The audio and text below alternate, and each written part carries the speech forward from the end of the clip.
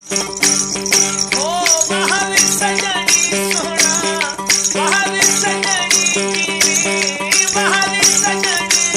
तेरी बेपरवाही,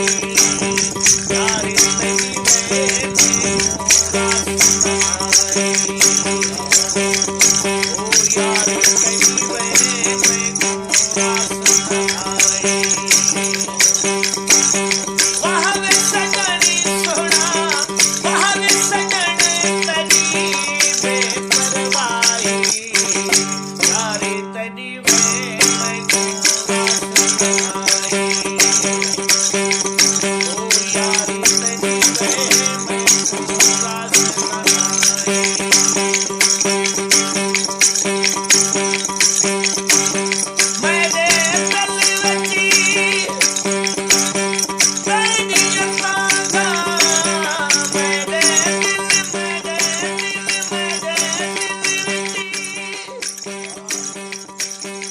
ओ तेरी असांजा।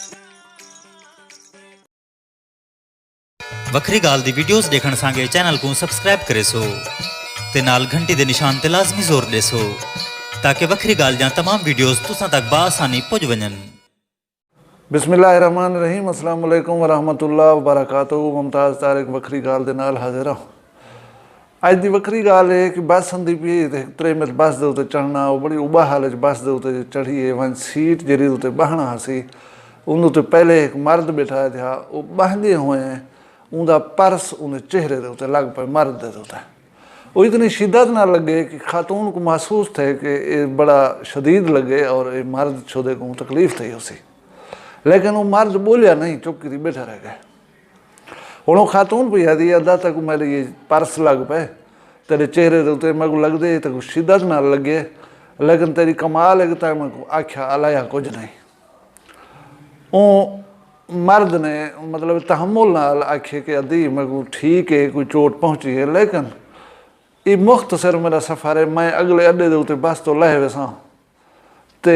ही थोड़ी जहें मुख्तसर ही दे विच असां क्यों तलखी पैदा करूँ। मैं तो चुप कर गया, मैं तो क्या आखां। ई गाल ने औरत दे दिल दे उत्ते ये जिहड़ा असर कीते कि वो गिड़ गिड़ा कर रही हूँ मर्द कने माफ़ी मंगी है कि मेरी ज़ात कनो जेरी तक तकलीफ़ पहुँची है, मैं उनसे माजरत चाहती हूँ। बिरा वो ज़िंदगी बेसिकली मकसद ये है, ज़िंदगी एक मुख्तसर जहाँ सफ़र है, इन्हें भी छोटे मोटे रंशें को पाल करें तो रह हो ना भूल वजो कोई तकलीफ़ भी पहुँचावे तो उनको अल्लाह के नाम दे उत्ते फिटा किता करो। दे चलो ये अपनी समझो औलाद का मुहब्बत का इजहार है। ये परिंदा है, इनको इतना खौफ होता पकड़ी जाने का सोच नहीं सकता है, मगर इनकी मुहब्बत देखो अपने अंडे जो लही खड़े न तलें वो अभी मेरी मतन चाहिए वने मतन मेरी भन सटे इनको हूँ मैं नाल खड़ा दे हूँ हाथ लाए खड़ा उठी नहीं थोना है ये चिकन पाई रहना पाएगी हूँ पहले मज़ा इतना मुहब्बत बहरहाल पता नहीं इंसान इंसान कियां मार सकता सारी समझ नहीं लगती। एक जवान गया बेटा मसीत दे विच जुम्मा पढ़न, जिले जुम्मा थी वेंदे कहीं कहीं मस्जिद दे विच मौलवी बाल को टोपी चा देन कि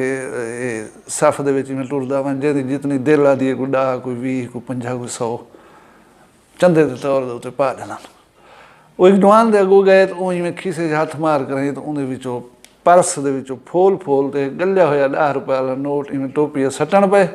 पिछों जरा जवान बैठा उवें मुंडे ते हाथ मारे ऊँ जो इवें पिछों ते डिठे ऊँ कड़कना है 5000 वाला नोट पकड़ा दिते उन जवान को।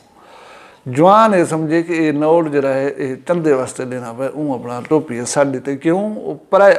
पैसा आप तो गले 10 रुपए दिते हैं ऊँदे जहन मुताबिक ये पराए पैसे मैंने 5000 देना पे टोपी ठोक देता बाल अगू तो वध गए भला ऊँज रहे जवान ना तशक्कुर वाले हिंदे विच अंदाज पिछू थे ताड़े ऊँ जवान को प्याद है यार हाँ कमाल है तेरी यार 5000 दे दी चंदे दे विच ऊँ अगे यार माजरत तैं जेरे वेले पर्स कढे ये नोट तेरे पर्स चो लठा मैं तो देना पे हम तैं तो हम चंदे दे छड़िया बस पिछे जरा जवान का हाल था उसी तुम सोच सकते हो। अमूमन ये डिठा गया कि अल्लाह के नाम से कोई फकीर जेरे वेले कशान मंगे जो कोई फल वाला बैठे तो गलिया होया फल चा देसी गऊँ बीमार थी खड़ी मरण वाली बस एक उसे अल्लाह के नाम से खरीद छ करो। जेरी कोई चीज़ मतलब है अल्लाह ताला दे नां दे उत्ते ॾिती करो हमेशा अच्छी कने अच्छी चंगी कने चंगी चीज़ अल्लाह के नां दे उत्ते ॾिती करो अल्लाह उनका ज़्यादा सवाब ॾींदे सवाब की नीयत नाल जल्द देने पे हों तो ज़रा ज़्यादा सवाब जहन च रखा करो अल्लाह के नां दे उत्ते चंगी चीज़ दी करो इजाज़त देसो अल्लाह हाफ़िज़।